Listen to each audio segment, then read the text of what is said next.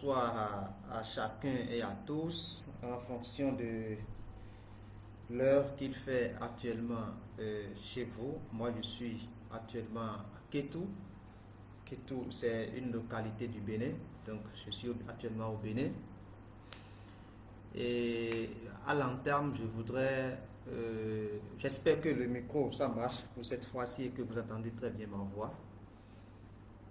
Et à l'entame, je voudrais souhaiter une bonne fête de la Pentecôte à à tous les chrétiens. Voilà, à tous les chrétiens. Donc, une très bonne fête à chacun et à tous et que l'arrivée de l'Esprit Saint, voilà, sur les disciples illumine nos vies et nous accompagne tout au long de cette nouvelle semaine que nous allons commencer. Alors, aujourd'hui, nous voulons parler aujourd'hui de l'opération de calibrage. Donc, qu'est-ce que c'est que le calibrage même d'abord? Et ensuite, quelle est son importance dans un élevage? Vous savez, bon, il y a d'abord ce que c'est que le calibrage. Nous allons voir ce que c'est que le calibrage. Ensuite, quelle est son importance dans un élevage, en particulier un élevage avicole. Et après, quelle est maintenant, comment est-ce qu'il faut la réaliser, cette opération-là. Donc, comment la réaliser, de quoi est-ce qu'on a besoin et quelles sont les étapes qu'il faut suivre pour pouvoir réaliser cette opération. Donc, c'est de ces grands points-là que nous allons discuter rapidement pendant ces 45 minutes que je dédie chaque semaine aux questions liées à l'élevage. Donc, je vais rappeler brièvement encore le principe de ce live. Donc, le live a été initié, voilà, dans le but au fait de répondre à certaines questions clés en lien avec l'élevage, histoire d'éclairer mon auditoire sur les bienfaits de cette activité-là et comment est-ce qu'ils peuvent également aussi, voilà, s'ils ont des projets dans cet élevage-là, dans ce secteur d'activité, comment est-ce qu'ils peuvent eux également aussi s'y prendre pour pouvoir vraiment réussir ce projet-là. Donc, j'ai ouvert mon WhatsApp pour recevoir des questions. Donc, toute la semaine, donc mon WhatsApp est disponible pour recevoir des questions. Si vous êtes un éleveur déjà et que vous avez des difficultés, vous avez des problèmes dans votre élevage, donc n'hésitez pas à partager ces problèmes-là avec moi. Ou bien si c'est que vous avez un projet d'élevage, d'accord, vous avez l'ambition de démarrer un projet d'élevage, alors vous pouvez également aussi me poser des questions, m'adresser vos différentes questions et inquiétudes que vous aurez par rapport à non seulement comment organiser, comment planifier votre projet et comment l'exécuter pour avoir une réussite certaine. Donc je rappelle le numéro sur lequel vous pouvez me rejoindre et m'envoyer vos questions et inquiétudes. Donc nous avons le plus 229 68 35 09 56 plus 229 68 35 09 et 56. Donc à travers ce numéro là vous pouvez me contacter par WhatsApp et puis m'adresser toutes vos questions que je ferai le plaisir, voilà, de répondre et puis de vous apporter des éclaircissements. Alors maintenant, si je reviens au sujet d'aujourd'hui qui concerne le calibrage. C'est quoi le calibrage de façon générale? Quand on parle de calibrage, c'est quoi? Donc le calibrage, étymologiquement, ça vient du mot calibrer. On est d'accord, du verbe calibrer du moins, mais le mot c'est le calibre. Quand on parle de calibre, c'est en fait avoir dans un lot comme ça de matériel ou bien d'individus, voilà, avoir des individus de la même calibre, c'est-à-dire de la même taille, du même poids. Vous voyez, donc c'est pour ça qu'on parle de calibrage, c'est l'opération qui consiste au fait à constituer des groupes d'individus, hein, d'accord, en se basant sur un critère bien précis. Donc ce critère-là, ça peut être le poids, ça peut être l'âge, ça peut être en tout cas tout ce que vous avez comme critère qu'on peut utiliser quand même pour pouvoir classer. Ça peut être la race, ça peut être la souche, ça peut être ce que vous voulez. Vous voyez donc, mais préférentiellement, comme nous sommes en production animale et que nous visons beaucoup plus d'accord, un résultat en termes de gain de poids au niveau des animaux, donc nous utilisons plus le poids des animaux pour pouvoir faire cette opération de calibrage. Donc le calibrage consiste à grouper les individus en fonction de leur poids corporel, hein, d'accord, et de façon beaucoup plus large maintenant en fonction de leur conformation générale. Donc quand on parle de conformation, quand je prends l'animal, je vois son état, hein, d'accord, donc quel est son état, est-ce que bon, l'animal il est de façon générale, quel est son état, avant d'aller maintenant vers son poids pour pouvoir faire ces tests-là. Donc, dans les élevages avicoles, d'accord, quand je parle d'élevage avicole, je parle d'élevage de volailles en général. Donc, volaille, ça peut être poulet, ça peut être pondeux, ça peut être mentade, ça peut être caille, ça peut être canard, ça peut être oie, ça peut être tout ce qui est volaille que vous connaissez. Donc, c'est ça qu'on appelle les volailles, donc l'aviculture, donc l'élevage avicole.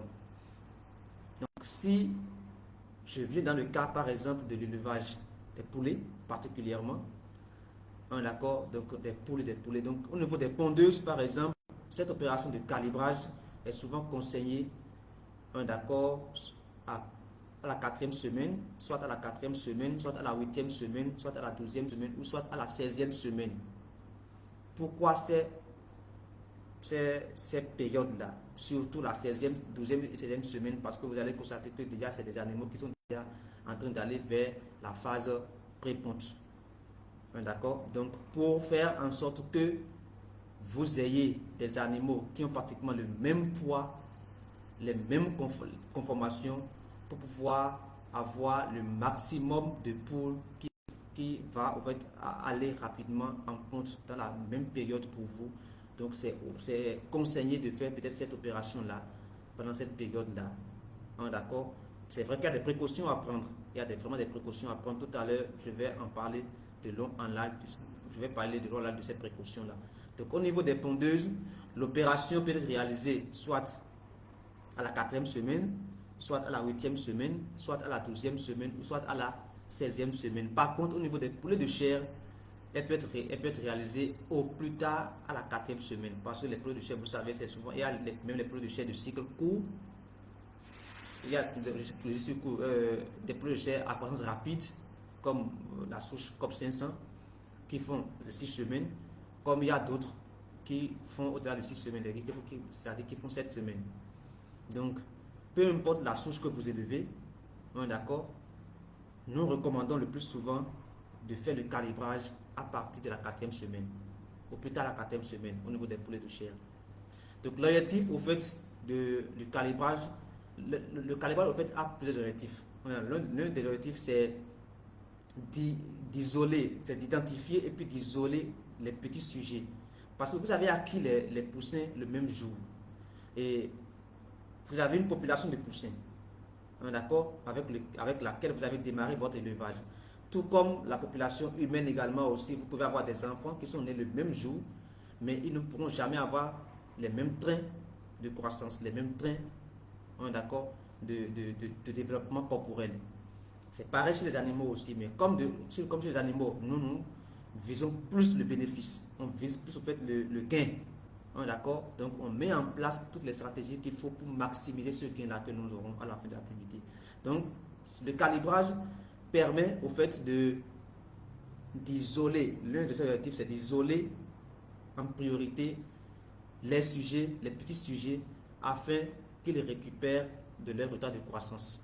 C'est-à-dire quand vous avez un troupeau de poulets, par exemple, et que vous faites le calibrage, vous allez voir qu'il y a des sujets qui sont très petits, malgré qu'ils ont le même âge que les autres, mais eux, ils sont petits en termes de poids. Et ce faisant, il y a déjà un déséquilibre dans votre troupeau.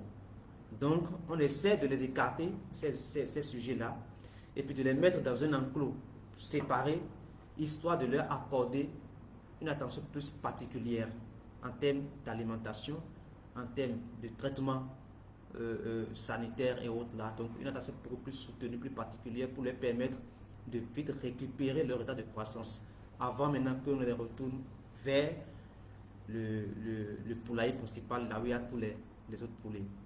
Donc ça, c'est l'un des avantages clés de cette opération de calibrage qui lui confère au fait son importance. Cette opération, naturellement, comme vous le voyez déjà, c'est que c'est une opération fastidieuse et vous ne pouvez pas le faire si vous avez un cheptel de 10 000 têtes de poulet, de poules pondeuses, ou de 10 000 têtes de poulet de chair, ou bien déjà même avec même 500 bon, avec 500 têtes, c'est peut-être aussi faisable, mais il n'y a pas déjà de 1000 têtes de poulet. Vous voyez que ça soit vraiment difficile pour vous. Mais quand vous avez 1000 têtes de poulet, la façon dont il faut le faire, c'est encore différent. Et là, c'est beaucoup plus souple, c'est beaucoup plus aisé et ça cause moins de stress aux animaux. Ça, je vais en parler à la fin. Mais pour l'instant, moi, je suis beaucoup plus dans la promotion de l'élevage familial. L'élevage, quand l'élevage familial, ce n'est pas l'élevage de 2 têtes, 3 têtes, non. Mais je peux faire l'élevage familial avec 200 têtes de poulet, avec 300 têtes de poulet, d'accord, et puis rester dans mon élevage familial.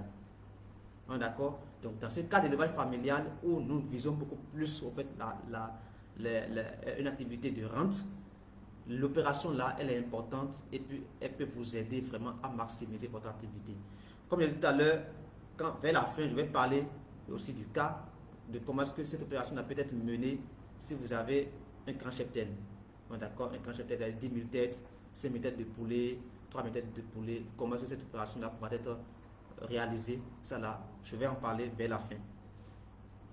Alors, donc l'opération de calibrage, comme je l'ai dit tout à l'heure, ça permet d'isoler les sujets, parce que j'ai dit tout à l'heure que le calibrage se fait sur la base du poids. D'accord? Donc c'est beaucoup plus sur la base du poids des animaux que nous faisons le calibrage. Et j'ai même déjà fait une vidéo sur ça. J'ai fait une vidéo dans ma petite unité. J'ai une unité expérimentale, ce n'est pas une unité pour la commercialisation, où j'ai une centaine de poulets Goliath chez moi. Donc j'ai essayé de faire en fait, cette opération là, et puis j'ai déjà la vidéo sur ma chaîne YouTube. Je vais mettre le lien de la vidéo dans les commentaires pour que vous puissiez avoir accès à la vidéo pour voir un peu comment est-ce que j'ai pu opérer ça. Mais ici, je vais quand même déjà expliquer de long en large, parce que dans la vidéo, je n'ai pas expliqué ça, donc j'ai juste filmé juste l'opération, je ne l'ai pas expliqué dans la vidéo. Alors, donc, ça permet alors, en se basant sur le poids corporel des sujets, d'isoler les sujets qui ont des retards de croissance. Donc, on les isole, d'abord on les identifie, et puis on les isole, et puis on leur apporte maintenant les soins et des traitements spécifiques pour leur permettre maintenant de rapidement croître et puis atteindre le même niveau que les autres, afin que votre cheptel puisse devenir maintenant plus ou moins homogène en termes de poids. Vous voyez, donc si c'est que vous faites l'élevage des poulets de chair, vous voyez que vous avez 500 têtes et que vous réussissez très bien à faire cette opération-là, vous allez voir que tous vos sujets auront pratiquement le même âge. Il n'y aura pas de différence significative au fait de poids. Si bien que vous allez vendre tous vos poulets au même prix. C'est que ce n'est pas que je vais prendre des poulets et puis les vendre, par exemple, à 2500, d'autres à 2000, d'autres à 3500. Ce ne serait pas ça. Si mes poulets auront le même poids et puis tous mes poulets seront vendus au même prix, c'est-à-dire à 3500 francs CFA. Cela, en fait, maximise au fait votre profit. Au lieu de vendre peut-être sur 500 têtes, il y a 200 poulets qui sont vendus à l'unité à 3500 francs, il y a 100 poulets qui sont vendus l'unité à 2500 francs à cause de leur poids qui est un peu petit, et il y a peut-être encore 150 têtes qui sont vendues à 2000 francs à cause toujours encore de leur poids qui est petit. Vous voyez, donc comme ça en fait, c'est que ça réduit votre profitabilité, ça réduit votre profit, alors que tous ces animaux là, ils ont consommé la même quantité d'aliments pour vous. La même quantité d'aliments, ils ont consommé ça. La même quantité d'aliments, quand vous faites bien le calcul, c'est parce que l'alimentation vous donnez l'alimentation en termes de consommation journalière d'un individu, et puis vous faites le calcul, et puis on sert ça. Donc, c'est la même quantité d'aliments que ceux que vous allez vendre à 3500 francs l'unité, en consommé, et la même quantité que ceux-là ont consommé avec ceux que vous voulez vendre l'unité à 2500 francs le kilo. Vous voyez, donc déjà à ce niveau-là, automatiquement, vous perdez. C'est pourquoi cette opération-là, nous la recommandons le plus souvent pour pouvoir en même temps déjà corriger ces retards de croissance-là avant la période de commercialisation. Donc c'est très important de comprendre ça comme ça. Alors, comment au fait se réalise, de quoi est-ce qu'on a besoin d'abord pour réaliser cette opération-là? Premièrement, on a besoin d'au moins 2 personnes. Au moins, si vous pouvez 3 personnes, c'est parfait. 3 personnes, c'est-à-dire il y a une personne qui sera en train d'attraper les sujets, on est d'accord? Une autre personne qui sera en train de faire la pesée des sujets, et une troisième personne qui sera en train de noter le poids des sujets dans un bloc-notes. Donc, en termes de ressources humaines, si vous trouvez 3 personnes, c'est parfait. Sinon, à la rigueur, c'est au moins 2 personnes. À la rigueur. Ça, c'est les besoins en ressources humaines. Maintenant, les besoins en matériel, vous avez besoin d'un bloc-notes, voilà, comme ceci. Donc, d'un bloc-notes, là où vous allez prendre les notes. D'accord? Donc, vous avez besoin d'un bloc-notes. Vous avez besoin d'un stylo ou bien un crayon, donc pour pouvoir prendre les poids. Vous avez besoin également aussi d'un peson, donc d'un peson pour pouvoir peser les animaux. Vous avez besoin d'un sac pour contenir les animaux, parce que comme c'est des poulets, donc vous les mettez dans un sac pendant les 10 secondes pour faire la pesée, et puis rapidement vous les faites ressortir. Donc vous avez besoin d'un sac pour pouvoir faire la contention des animaux. Vous avez besoin d'une calculatrice, parce qu'à la fin, vous devez faire des calculs. À la fin, donc vous avez besoin d'une calculatrice. Vous voyez, donc ce sont autant de matériel dont vous avez besoin pour pouvoir faire l'opération de calibrage. Maintenant, comment ça se passe? Comment se passe vraiment? Comment ça se réalise? Quelles sont les différentes étapes? Je vais parler maintenant des étapes là, une à une. La première étape pour réaliser au fait, le calibrage, c'est d'abord la pesée des animaux. Donc, on fait d'abord un échantillonnage aléatoire dans le poulailler, et puis on pèse les animaux. Donc, l'échantillonnage se fait à la suite au fait d'un mélange du troupeau. C'est-à-dire quoi? Vous rentrez dans votre poulailler de façon calme, très simple, pas de bruit, et vous commencez par jeter quelques grains de maïs dans le poulailler. Vous allez voir que les poulets vont commencer par courir derrière vous, et ce mouvement de va-et-vient, on est d'accord, va mélanger tout le poulailler, ce qui va permettre au fait de vraiment faire un bon échantillonnage. Parce que vous allez voir souvent, quand vous rentrez dans le poulailler, vous allez voir que les sujets les plus faibles, ils sont à l'écart, les sujets les plus grands, ils sont à l'écart. C'est tout comme aussi chez nous les humains aussi, hein. Donc vous allez les voir comme ça, dispersés comme ça dans le poulailler. Donc si vous ne mélangez pas les animaux complètement avant de faire votre échantillonnage, vous risquez au fait d'avoir de grands biais, vous comprenez, donc vos données seront vraiment biaisées. Donc l'idéal, c'est d'abord de mélanger complètement le poulailler, de façon calme, sans trop stresser les animaux, en jetant juste quelques grains de maïs de part et d'autre dans le poulailler. Vous allez voir, ils vont courir de part et d'autre, et puis là, ils seront complètement mélangés. Là, maintenant, vous pouvez maintenant en fait faire votre échantillonnage, c'est-à-dire piquer les animaux, les prendre et puis faire votre pesée. Donc ça, c'est le premier, ça c'est la première étape, ça. Donc c'est la pesée des animaux. Et pour le faire, comme je l'ai dit tout à l'heure, vous avez besoin au moins de 2 personnes, sinon de 3 personnes, si c'est possible. Donc, vous prenez les animaux, vous leur donnez un numéro, et puis vous pesez, vous mettez le poids de l'animal devant son numéro. Donc, c'est bien qu'à la fin, vous aurez maintenant la liste du poids de tous les animaux que vous aurez pesés. Dans mon cas, l'essai que j'ai fait dans ma petite unité expérimentale, sur les 100 poulets que j'ai pesé 20. D'accord? Donc j'ai pris 20 que j'ai pesé. Et c'est comme ça que j'ai procédé. Donc je suis allé dans l'élevage, j'ai essayé un peu de marcher de gauche à droite avec des grains de maïs que je jetais un peu. Et puis les animaux se sont mélangés. Et là, j'ai maintenant fait mon échantillonnage pour avoir les 20 que j'ai pesés. Donc ça, c'est la première étape. D'accord? La pesée. Une fois que la pesée elle est faite, maintenant, il faut aller vers la deuxième étape qui est maintenant de procéder à l'étude de l'homogénéité de votre troupeau, de votre cheptel. C'est-à-dire, là maintenant, c'est là que la calculatrice intervient. Donc, il faut faire la somme de tous les poids que vous avez enregistrés et il faut calculer la moyenne pour voir quel est le poids moyen des animaux que vous avez pesés. Donc, vous déterminez le poids moyen.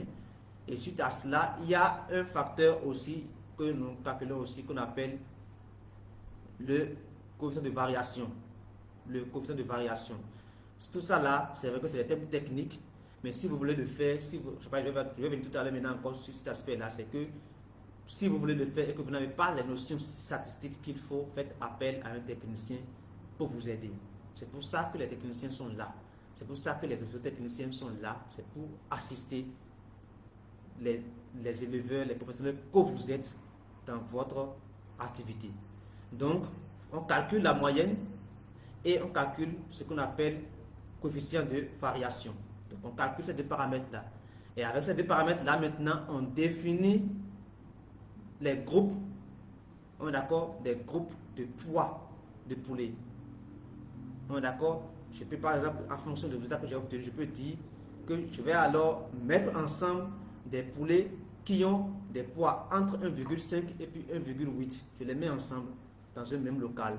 Donc là, c'est que je peux juste cloisonner mon poulailler avec des cloisons et puis je les sépare là. Et puis eux, ils sont de l'autre côté. Les sujets qui ont de 1,1 à 1,3, je les mets aussi ensemble parce que ceux-là n'ont pas le même poids que ceux qui ont 1,5. Vous voyez, l'écart est vraiment significatif. Et dans ce cas, c'est que il faut les séparer histoire d'accorder plus d'attention aux sujets qui ont 1,1, 1,2 comme poids. Vous voyez, donc dans votre poulailler, il y a des sujets qui ont déjà 1,8 comme poids et dans le même temps, il y a des sujets qui ont encore 1,2 comme poids. Vous voyez que comme ça, ça ne vous arrange pas à la fin, à la vente. Donc c'est pour ça qu'à cette étape-là, on fait ce calcul-là et puis on constitue des groupes plus ou moins homogènes. Donc des groupes de poulets qu'on constitue et ça permet au fait maintenant d'apporter des attentions particulières, des traitements spécifiques à chaque groupe, histoire de permettre maintenant au groupe qui contient des sujets de petits poids, de permettre à ce groupe-là maintenant de se relever et puis de reprendre encore son poids normal, histoire de vous permettre à la fin de l'opération d'avoir des sujets qui ont pratiquement le même poids que vous pouvez commercialiser d'un seul coup et puis avoir votre argent, votre revenu. Donc ça, c'est la deuxième étape, c'est d'étudier vraiment l'uniformité, d'accord, de votre troupeau. Donc on étudie l'uniformité du troupeau en calculant ce paramètre-là. On est d'accord? Maintenant, la troisième étape, qui est l'étape finale, on est d'accord, c'est maintenant aller vers voilà, la spécification des soins. On est d'accord? Donc, comment spécifier maintenant les soins en fonction des animaux.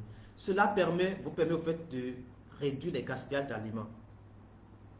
C'est-à-dire, les animaux, ils sont 500 dans mon poulailler, donc indépendamment de leur poids, parce que les animaux consomment en fonction de leur poids. Donc les besoins des animaux varient en fonction non seulement de leur âge, mais aussi de leur poids corporel.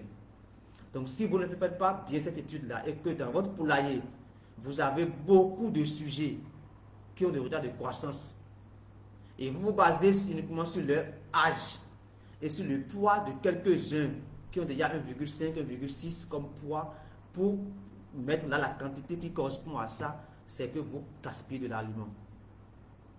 Vous gaspillez de l'aliment et à la fin de l'activité, vous serez obligé de vendre encore vos sujets de façon séquentielle.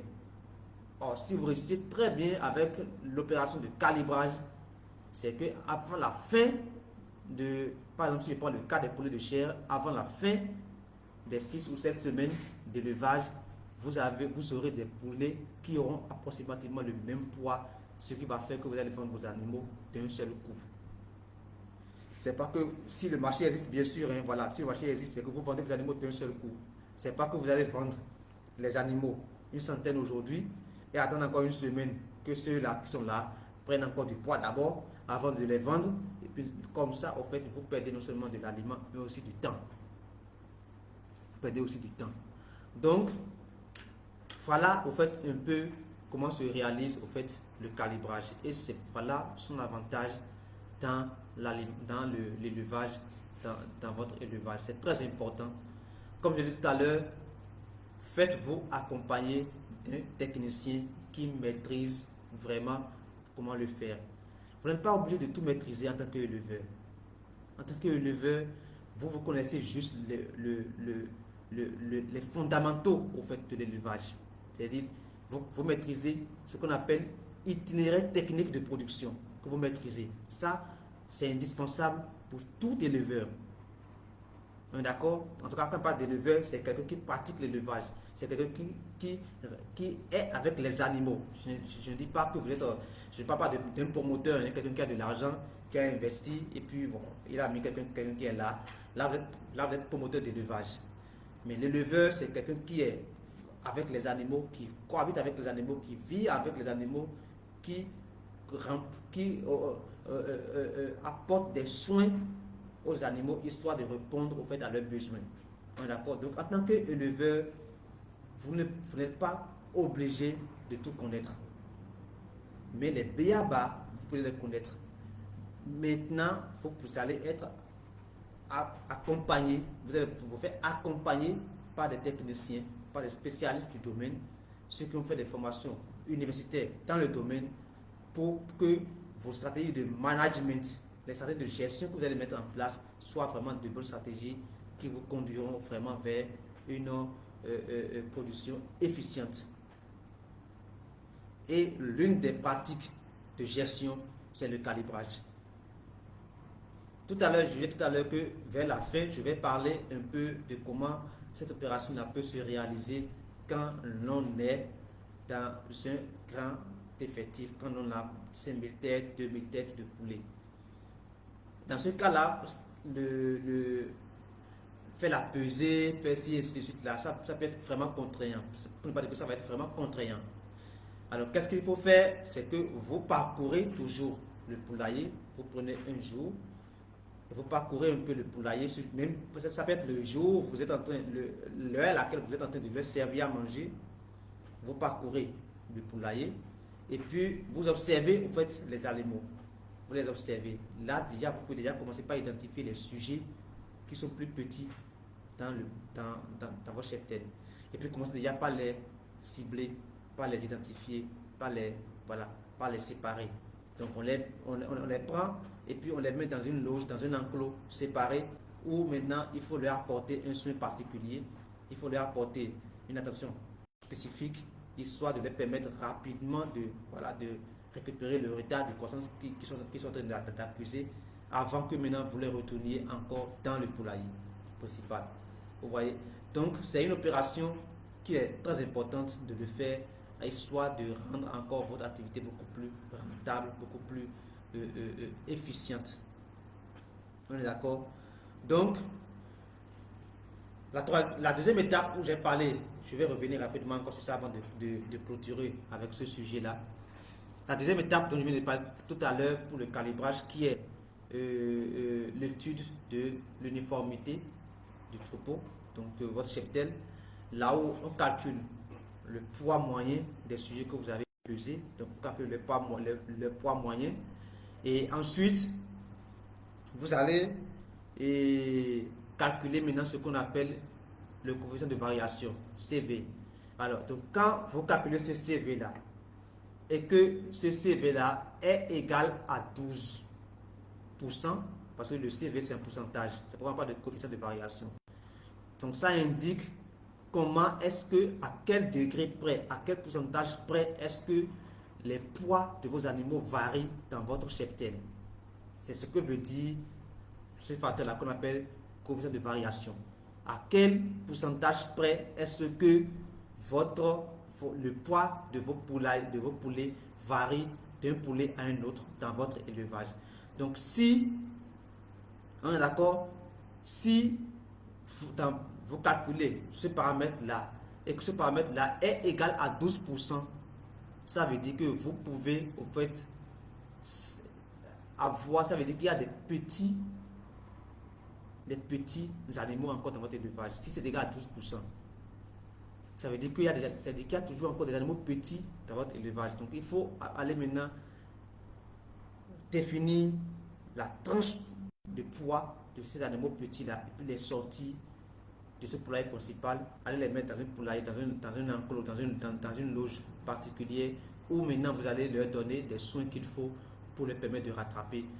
Donc quand vous calculez le coefficient de variation, donc ça permet au fait de savoir est-ce que sa valeur au fait vous permet de savoir s'il y a beaucoup de petits animaux dans votre cheptel ou pas.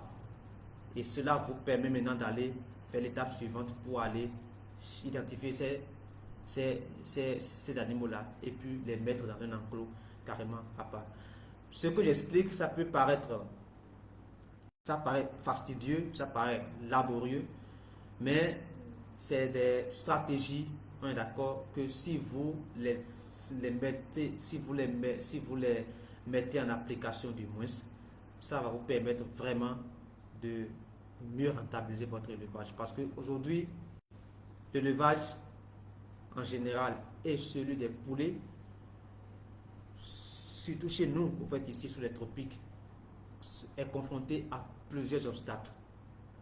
Et plus vous réfléchissez, plus vous identifiez des stratégies pour pouvoir réduire encore les pertes, surtout d'aliments chez vous, plus vous rendez plus efficient et plus productif votre élevage.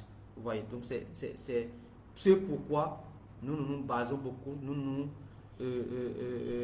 recommandons vraiment l'adoption et puis la mise en application de ces stratégies de gestion pour que ces obstacles-là que vous avez dans vos élevages, que ces stratégies de gestion vous permettent de les surmonter, de ne pas trop les ressentir sur votre activité. Donc, voilà un peu ce que je voulais dire par rapport à l'opération de calibrage des animaux. D'accord? Donc, si vous avez des questions encore sur ça, je suis toujours disponible. Comme je l'ai dit tout à l'heure, je vais mettre tout à l'heure dans le commentaire le lien de la vidéo. D'accord? Donc, la vidéo que j'ai essayé de faire dans ma propre unité expérimentale pour démontrer en fait un peu cette opération-là, comment elle peut être réalisée, comment elle peut être menée. Je vais mettre dans les commentaires le lien de la vidéo sur ma chaîne YouTube. Là, vous pouvez avoir accès à ça et puis la suivre. Mais comme je l'ai dit tantôt, dans la vidéo, je ne l'ai pas expliqué. Donc, c'est juste l'opération que j'ai filmée. Donc, c'est très important que vous suivez aussi mes explications dans cette vidéo-là.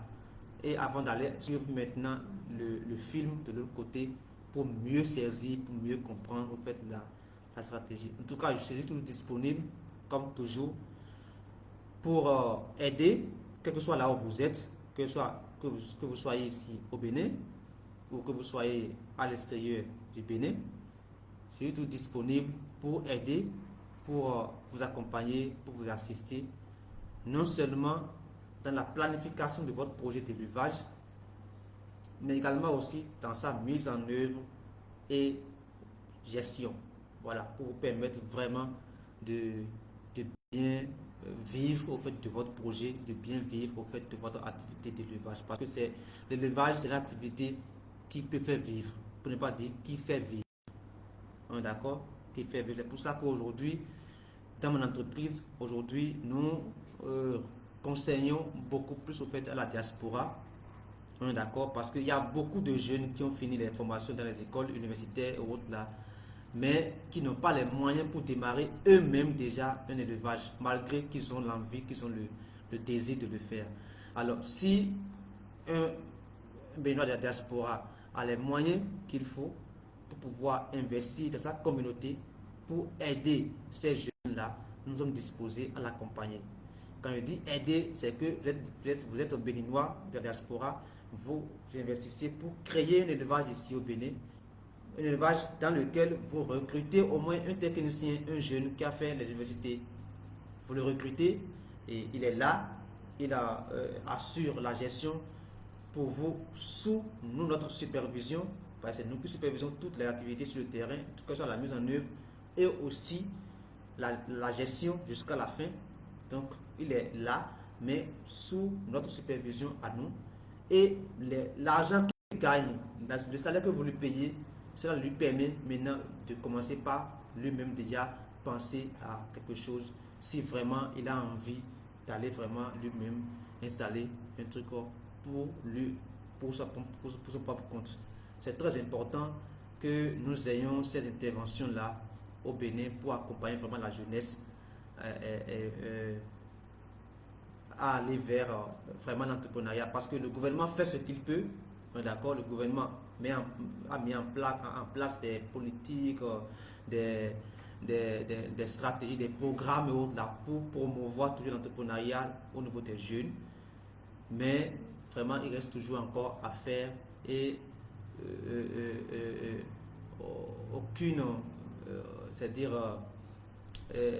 aucune intervention, d'accord, de la part de qui que ce soit ne sera de trop pour accompagner toujours encore cette jeunesse-là qui veut vraiment mouiller le maillot et travailler. Donc, nous, notre entreprise est disponible pour vous accompagner si vous êtes de la diaspora et que vous avez des projets comme ça, des projets d'agro-business en général, donc des projets pour faire du manioc, des projets pour faire du maïs, des projets pour faire tout ce qui est, ou bien pour avoir une plantation de terre, une plantation de cajou, ou bien même pour faire un projet d'élevage, ou bien même pour faire un projet agro-pastoral, c'est-à-dire un projet qui va regrouper non seulement la production des cultures, mais également aussi l'élevage sur le même terrain. Là, on parle d'un système intégré, un système agricole intégré.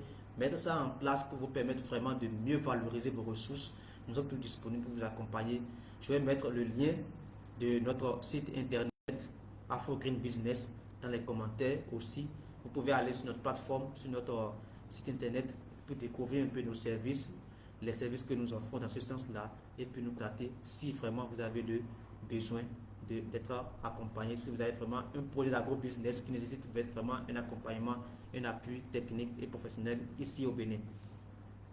C'est vrai que actuellement nous sommes au Bénin, mais nous essayons également aussi, même d'ici, voilà, de consulter, d'accompagner les entrepreneurs, même au-delà de nos frontières, les coacher, voilà, les conseiller, les orienter, et puis ainsi de suite, pour que quand même ils puissent aussi réussir les activités. Donc, nous sommes disponibles, pas uniquement pour la diaspora béninoise, mais pour la diaspora africaine en général, pour quand même que nos communautés africaines, nos communautés de jeunes soient quand même, puissent bénéficier vraiment de vos appuis et puis de vos interventions dans chaque pays.